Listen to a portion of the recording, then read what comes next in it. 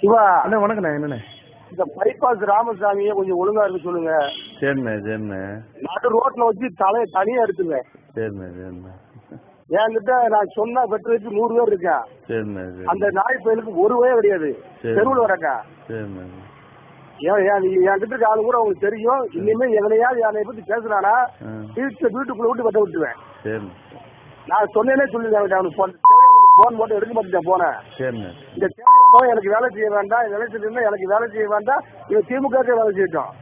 இவன் வேலை செஞ்சு ஒண்ணு ஜெயிக்கல. சரிண்ணே. என்ன இவன் என்னமோ வேலை செய்ய இவன் என்ன பண்ணிடுவானாங்க? இந்த ஜாதியை காட்டி மிரட்டுறது, ஆளை காட்டி மிரட்டுறது ஏன் வைக்க கூடாது. பாலகிருஷ்ண பாலாங்கார இவங்க வச்சுக்கணும். என் கட்டுல வச்சுட்டு இருந்தாங்கன்னா நடு ரோட்ல நானே வெட்டி போடுவேன். இந்த விளையாண்டு இருக்கானா எங்கனையாவது கடை கிட்ட பேச தெரிஞ்சுன்னா நேரம் வந்து அங்கனே வெட்டி துண்டை தலையை தூக்க சொல்லிடுவேன்.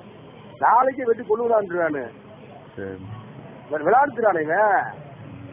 கல்சார்கிட்ட போய் என்னென்ன பேசிருக்காங்க? ஃப்ரீ பாஸ்ட போய் பேசிருக்கியா? ஆட்டோ விட்டு ஆள் கூட்டு சொல்லிருங்க கூட்டு. எதையும் பேசிருக்கா, எம்பியை பேசிருக்கியா, எல்லாத்தையும் பேசிருக்கியா?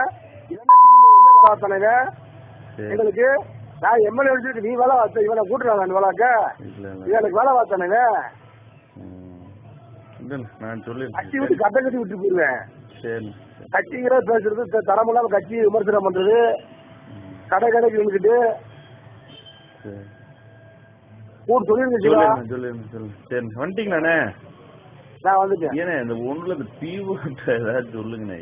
2 மாதம் நான் பேசுறேன் என்ன பேசுறேன். திரும்ப பேசுறேன், ரொம்ப நாளா பேசுறேன். சொல்லுங்கண்ணே என்னன்னு 2 மாதம்.